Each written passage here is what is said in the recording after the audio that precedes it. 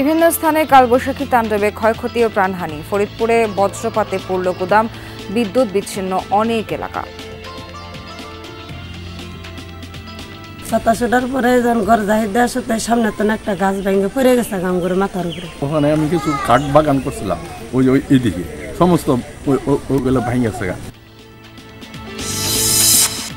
কুড়িগ্রাম সীমান্তে রাতের আধারে বাড়ছে পুশিন আর মাদক চোরাচালান। আতঙ্কিত স্থানীয়রা, টহল বাড়িয়েছে বিজিবি। বডি নামছে, উনি টাকা নিছে, রিসিভ করছে, ওইটা ওনার আরেক লোক দিয়ে আমাদেরকে পাঠাই দিয়েছে। প্রায় সারা রাত হেঁটে 2 ঘন্টা 14 ঘন্টার মধ্যে ছিলেন, তারপরে তারা অপরিচিত জায়গায় আসে। রোহিঙ্গা যদি আছে এইভাবে ভারত থেকে, তাহলে আমরা কিভাবে তাদের কাছে রক্ষা পাবো? তারা তো কি করবে না করবে।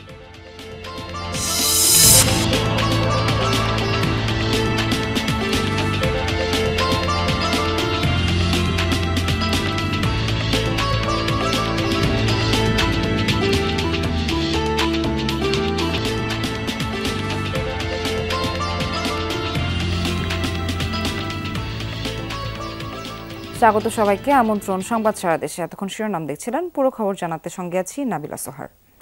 দেশের বিভিন্ন স্থানে শনিবার রাতে তাণ্ডব চালিয়েছে কালবৈশাখী ঝড়। এতে ক্ষতিগ্রস্ত ঘরবাড়ি, মারা গেছেন একজন। মেহেরপুরে ভারী বৃষ্টির সাথে বয়ে গেছে ঝোড়ো হাওয়া। এতে জেলা সদরের বিভিন্ন স্থানে ক্ষতিগ্রস্ত বাড়িঘর, উপড়ে পড়েছে গাছপালা, বিদ্যুতের খুঁটি। ঘরের চাল ভেঙে কয়েকজন আহত। গাইবান্ধায় ঝোড়ো বাতাসে চা দোকানের ওপর গাছ ভেঙে পড়ে এক নারী নিহত হয়েছেন। ঝড়ে ক্ষয়ক্ষতি হয়েছে জামালপুরে। বিভিন্ন সড়কের ওপর উপড়ে পড়েছে গাছপালা, ব্যাহত যোগাযোগ। এছাড়া বেশ কিছু ঘরবাড়ি ক্ষতিগ্রস্ত হয়েছে।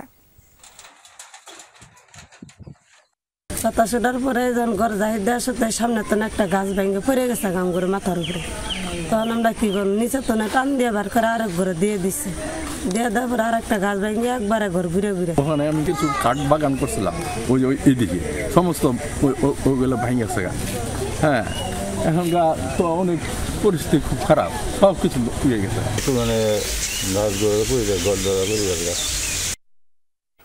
ফরিদপুরে বজ্রপাতে আগুন লেগে একটি তুলার গুদাম পুড়ে গেছে।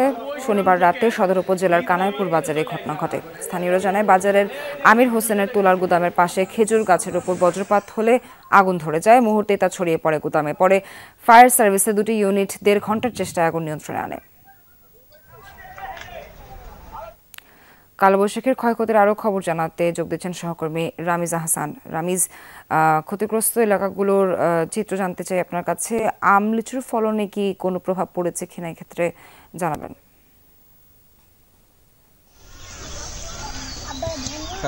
মেহেরপুরের বিভিন্ন স্থানে আমরা যেটি দেখেছি, কালবৈশাখীর যে তাণ্ডব চালিয়েছে, সেই তাণ্ডবের কারণে কিছু কিছু ঘরবাড়ি আছে, যেগুলো ঘরবাড়িগুলোতে টিন শেড যেটি আছে সেগুলো ক্ষতিগ্রস্ত হয়েছে, সেগুলো ভেঙে গেছে গাছ পড়ে।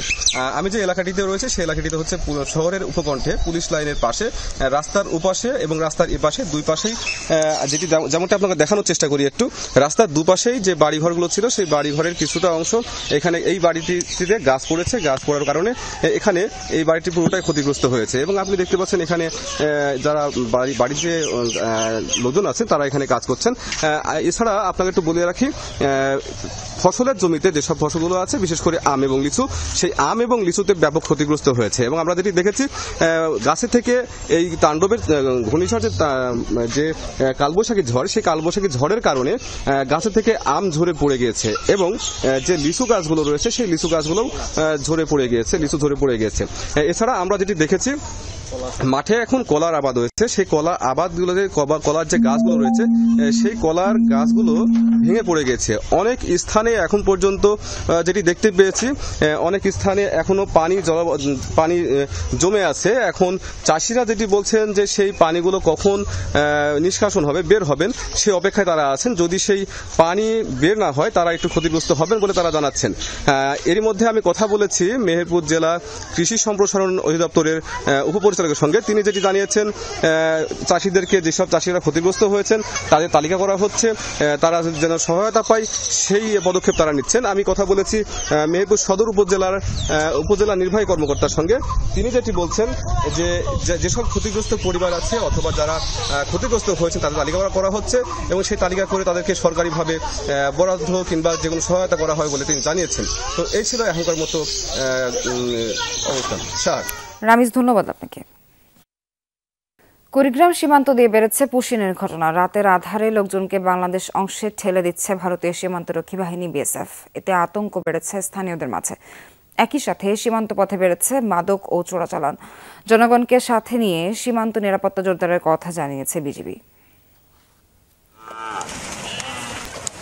মাদক ও চোরাচালানের অন্যতম একটি রুট কুড়িগ্রামের সীমান্তবর্তী এলাকা। এর সাথে নতুন করে যুক্ত হয়েছে পুশহীন আতঙ্ক। আগে থেকেই সীমান্ত এলাকায় জড়ো করা লোকজনকে রাতের আধারে ঠেলে দেয়া হচ্ছে বাংলাদেশের দিকে। মিয়ানমারের সংঘর্ষে ঘরবাড়ি হারিয়ে ভারতে আশ্রয় নিয়েছিল মাহমুদুল্লাহ ও রোমানা বেগম দম্পতি। গেল 7 মে ভাওয়ালকুড়ি সীমান্ত দিয়ে রাতের আধারে তাদের পরিবারের 5 সদস্যকে পুশহীন করে বিএসএফ। 3 ঘন্টা গাড়ি চালাইছে, গাড়ি চালাই বাজে আড়াই রানির পরে ভার করে দিয়ে আরা হনিবারি বাংলাদেশ নো হনিবারি ইন্ডিয়া নো হবে। রাত্রে চোখ বেঁধে প্রায় সারা রাত হেঁটে 2 ঘন্টা 14 ঘন্টার মধ্যে ছিলেন। তারপরে তারা অপরিচিত জায়গায় আসে। সকালবেলা যখন আমাদের খবর দেয় তখন আমরা বুঝতে পারি আমাদের সামনে তারা এসেছে। ওনারা বুঝতে পারে বাংলাদেশ। জেলার 7 উপজেলার সাথে ভারতের আসাম, পশ্চিমবঙ্গ ও মেঘালয় রাজ্যের সীমান্ত রয়েছে। এর মধ্যে স্থল ও নদীপথে 50 থেকে 60 কিলোমিটার অংশে নেই কাঁটাতার। চলতি মাসে বিভিন্ন সীমান্ত দিয়ে ভারতে থাকা 36 রোহিঙ্গা সহ 44 জনকে পুশহীন করে বিএসএফ। পূর্ব দিকটাই 30-40 জন লোক আসতে আছে। সব আমি নিজে দেখলাম। আরো মানুষ খারাপ হলো, আরো মানুষ জিজ্ঞেস করলো এই তোর বাড়ি গড়াই। ওরা ফির কথা বলতে পারে না। রোহিঙ্গা যদি আছে এইভাবে ভারত থেকে, তাহলে আমরা কিভাবে তাদের কাছে রক্ষা পাবো? তারা তো কি করবে না করবে অত কিছু আমরা বুঝতে পারতেছি না। শুধু পুশহীন নয়, সীমান্ত এলাকায় ব্যাপকভাবে বৃদ্ধি পেয়েছে মানব পাচার ও চোরাচালান। বলা হয়েছে যে আমরা 4 জন একসাথে আমার স্বামীর কাছে আমার নিব। তারপরে 3 জনরা আলাদা করে মনে করেন আলাদা করে রাখছে, আমার আলাদা করে রাখছে। বডি নামছে, উনি টাকা নিছে, রিসিভ করছে, ওইটা ওনার আরেক লোক দিয়া আমাদেরকে পাঠিয়ে দিয়েছে। এবং উনি সিংমারি পর্যন্ত আনছে ভারতের আইনা। ওর ওই দ্বিতীয় লোক আবার তৃতীয় লোক দিয়ে সে চলে গেছে। জনগণ ও সীমান্তের নিরাপত্তা নিশ্চিতে টহল জোরদারের কথা জানিয়েছেন বিজিবি মহাপরিচালক। আমাদের বর্ডারটা এত বিস্তৃত, আসলে প্রতিটি জায়গা তো গার্ড করা সম্ভব না। এজন্যই আমরা জনগণের সাহায্য চেয়েছি, আনসারের সাহায্য নিচ্ছি। তবে আমাদের দেশের জন্য, জাতির জন্য ক্ষতিকর হবে এমন কোনো কিছু যেন না হয়, সেজন্যই আমরা জোরদার নিরাপত্তা নিশ্চিত করার চেষ্টা করছি। জেলা পুলিশ বলছে 2020 থেকে 2025 সাল পর্যন্ত পাসপোর্ট আইনে কুড়িগ্রামে 65টি মামলা এখনো বিচারাধীন। সাইফ আহমেদ, যমুনা নিউজ। স্থলবন্দর দিয়ে বাংলাদেশের পণ্য আমদানিতে ভারতের নিষেধাজ্ঞার প্রভাব পড়েছে রপ্তানি বাণিজ্যে। পূর্ব ঘোষণা ছাড়াই শনিবার স্থলবন্দর দিয়ে বাংলাদেশি পোশাক, সুতা, প্লাস্টিক পণ্য, জুস ও কনফেকশনারি সহ বেশ কিছু পণ্য আমদানি বন্ধ করে ভারত। এর প্রভাব পড়েছে রপ্তানি বাণিজ্যে। স্থলবন্দরে নেই রপ্তানিবাহী পণ্য ট্রাকের আনাগোনা। অনেকটা অলস সময় পার করছেন বন্দর কর্মীরা। তবে ভারত হয়ে নেপাল বা ভুটানে এসব পণ্য যাওয়ার ব্যাপারে কোনো নিষেধাজ্ঞা নেই। এদিকে দ্বিপাক্ষিক আলোচনার মাধ্যমে সমস্যা সমাধানের তাগিদ দিয়েছেন ব্যবসায়ীরা।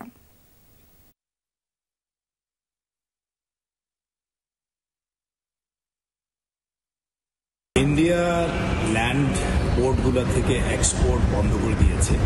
এটা আসলে আমাদের এক্সপোর্টের উপর একটা বিশাল বড় ধাক্কা আসবে। এখন স্থলবন্দরে আগে যে পরিমাণ 50-60 গাড়ি আসতো সেই পরিমাণে আজকে গাড়ি আসে নাই। অর্ধেকের যে কমে নেমে গেছে গাড়ি। যে পণ্যগুলোর উপর নিষেধাজ্ঞা জারি হয়েছে তার অধিকাংশই এই বন্দর দিয়ে রপ্তানি করা হয়। তো সেই ক্ষেত্রে ব্যবসায়ীরা একটা দীর্ঘ ক্ষতির মুখে।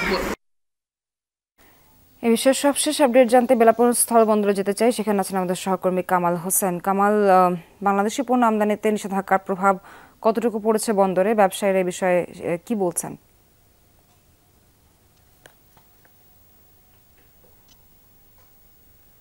দেশের সর্ববৃহত্তম স্থলবন্দর বেনাপোল, এই বন্দর দিয়ে প্রতিদিন 350 থেকে 400টি পণ্য বোঝাই ট্রাক বেনাপোল বন্দরে আমদানি হয় এবং 200 থেকে 250টি পণ্য বোঝাই ট্রাক বেনাপোল বন্দর হয়ে পেট্টাপোল বন্দরে রপ্তানি হয়ে থাকতো। কিন্তু কোনো পূর্ব ঘোষণা বা আলোচনা ছাড়াই বেনাপোল স্থলবন্দর সহ দেশের বিভিন্ন শুল্কযুক্ত স্টেশন দিয়ে রপ্তানি বাণিজ্যে কিন্তু বিধিনিষেধ আরোপ করেছে ভারত সরকার। গতকাল শনিবার ভারতের বাণিজ্য মন্ত্রণালয় থেকে একটি প্রজ্ঞাপন জারির মাধ্যমে এই বিধিনিষেধ আরোপ করেছে ভারত সরকার। বিশেষ করে প্রক্রিয়াজাত খাদ্য, ফলমূল, ভোগ্য তেল ও তৈরি পোশাক শিল্পের খাতে এই সকল পণ্যে কিন্তু বিধিনিষেধ আরোপ করেছে ভারত সরকার। এতে করে বেনাপোল স্থল বন্দর দিয়ে প্রতিদিন যে পরিমাণ পণ্য ভারতে রপ্তানি হতো সেই রপ্তানিকৃত গাড়ির সংখ্যা কিন্তু অনেক কমার আশঙ্কা রয়েছে বলে ব্যবসায়ীরা আমাকে জানিয়েছেন। বিশেষ করে বেনাপোল ট্রান্সপোর্ট ব্যবসায়ীর সাথে হাফিজুর রহমানের সাথে আমার কথা হয়, তিনি জানিয়েছেন যে এই বেনাপোল স্থল বন্দর দিয়ে যে পরিমাণ পণ্য দেশের বিভিন্ন জায়গায় ট্রান্সপোর্টিং করা হতো, ওই পণ্য আনলোড করে আবার পুনরায় কিন্তু পণ্য লোড করে বেনাপোল স্থল বন্দর হয়ে ভারতের পেট্টাপোল বন্দরে পণ্য রপ্তানি করা হতো। এই রপ্তানিকৃত পণ্যের বিধিনিষেধ আরোপে কিন্তু বেনাপোল স্থল বন্দর থেকে যে সকল পণ্য দেশের বিভিন্ন প্রান্তে ট্রান্সপোর্টিং করা হয়, এই ট্রান্সপোর্টিং ব্যবসায় বা ট্রান্সপোর্টিং খরচের উপরে কিন্তু প্রভাব পড়বে বলে জানিয়েছেন বেনাপোল স্থল বন্দরের পরিচালক মোহাম্মদ শামীমুনের সাথে আমার কথা হয়েছে। তিনি জানিয়েছেন সকাল 10টার দিকে একটি চিঠি পেয়েছে বেনাপোল স্থল বন্দরে যে সকল পণ্য রপ্তানিতে একটি বিধিনিষেধ বা আরোপের একটি চিঠি পেয়েছে বেনাপোল বন্দর দিয়ে, কিন্তু রপ্তানিকৃত গাড়ির সংখ্যা পূর্বের তুলনায় অনেক কমেছে। এই ছিল বেনাপোল স্থল বন্দরের শেষ খবর। কামাল, ধন্যবাদ আপনাকে। গাজীপুরের কাপাসিয়ায় গণমাধ্যম কর্মীদের উপর হামলার ঘটনায় স্বেচ্ছাসেবক দলের নেতা সহ 2 জনকে আটক করেছে যৌথ বাহিনী। রাতে উপজেলার চাঁদপুর ইউনিয়নের বিভিন্ন এলাকায় অভিযান চালানো হয়। আটক করা হয় উপজেলার স্বেচ্ছাসেবক দলের সভাপতি ফরিদ শেখ ও তার সহযোগী আসফিকে। শনিবার দুপুরে চেরাগালী মোড় এলাকায় মতবিনিময় সভার আয়োজন করে উপজেলা বিএনপির একাংশের নেতাকর্মীরা। সভা শেষে 20 থেকে 25টি মোটরসাইকেলে জেলা বিএনপির যুগ্ম আহ্বায়ক শাহরিয়াজুল হান্নানের নামে স্লোগান দিতে দিতে একদল কর্মী সমর্থক ভাঙচুর চালায়। ফুটেজ সংগ্রহের সময় মারধর করা হয় যমুনা টিভির ক্যামেরা সহযোগী রকি হোসেনকে। আহত হয় আরও কয়েক সংবাদকর্মী সহ স্থানীয়রা। দুর্দিন চলছে নোয়াখালীর হাতিয়ার জেলেদের। তাদের অভিযোগ, সাগরে মাছ শিকারের নিষেধাজ্ঞা চলাকালে সরকারের সহায়তা মিলছে না। এতে পরিবার পরিজন নিয়ে কাটছে খেয়ে না খেয়ে। যদিও মৎস্য অফিসের দাবি দ্রুতই চাল বিতরণ শুরু হবে। ঘাটে সারি সারি বাঁধা নৌকা, জেলেদের মধ্যে নেই কর্মচাঞ্চল্য। কেউ মেরামত করছেন নৌকা, কেউ বুনছেন জাল। নোয়াখালীর দ্বীপ উপজেলা হাতিয়া, মাছ ধরে জীবিকা নির্বাহ করেন অনেকেই। এখন অলস সময় কাটছে সবার, কারণ সাগরে মাছ শিকারে চলছে 58 দিনের নিষেধাজ্ঞা। এখানে কমপক্ষে 4 থেকে 500 ফিশিং বোট আছে এবং এক একটা বোটে কমপক্ষে 15 থেকে 20 জন নাইয়া মাঝে আছে। মানুষের টাকা পয়সা পাইব, দোকানদাররা পাইব, গদিয়ালারা পাইব, বিভিন্ন ধরা ব্যাগ কিছু ধরা। 5টা টাকা যে সাহায্যতা পাইতেছি না, মানে আমরা জেলে অরিজিনাল জেলে আমরা পাইতেছি না। নিষেধাজ্ঞা চলাকালীন সরকারি চাল বিতরণের কথা। জেলেদের অভিযোগ, এখনো সহায়তা মেলেনি। এতে ধার দেনা করে চলছে সংসার, বাড়ছে দুশ্চিন্তা। আমাদের জেলে কার্ড দিছে এরা, কিন্তু আমরা জেলে কার্ড পাইও চাইল পাই না। প্রত্যেকটা বছর মোটামুটি মিষ্টিময় কিছু চাইল পাত দেয়, এবছর কিন্তু এখন পর্যন্ত চাইল পাতার কোনো খোঁজখবর নাই। এবছর কোনো চাইল দিলে দেয় না, কোনো নাম কাজ নেই, কিছু নেই না। এখন আমরা খুব অভাবে আছি, যে সাগরও করতে পারি না। 15 এপ্রিল থেকে শুরু হওয়া এই নিষেধাজ্ঞা শেষ হবে 11 জুন। মৎস্য কর্মকর্তাদের দাবি, কিছুদিনের মধ্যে বরাদ্দের চাল পাওয়া যাবে, বিতরণ করা হবে জেলেদের মধ্যে। 4873 জনকে 73 জন জেলের জন্য এখানে ভিজিএফ এর বরাদ্দ এসেছে। 273 মেট্রিক টন ভিজিএফ চালের বরাদ্দ এসেছে। আমরা উপজেলা প্রশাসনকে সাথে নিয়ে কাজ করছি এবং উপজেলা প্রশাসন এবং মৎস্য দপ্তর খুব শীঘ্রই এই ভিজিএফ এর চাল জেলেদের, সমুদ্রগামী জেলেদের মাঝে বিতরণ করবে। স্থানীয় মৎস্য অফিসার হিসেবে হাতিয়ায় নিবন্ধিত জেলে আছে 26,000, তবে তার বাইরেও অনেকে মাছ শিকারে জড়িত। রাকিব সরকার, যমুনা নিউজ। দর্শক, এই ছিল সংবাদ সারা দেশের এখনকার আয়োজন। এতক্ষণ যারা সঙ্গে ছিলেন সবাইকে ধন্যবাদ।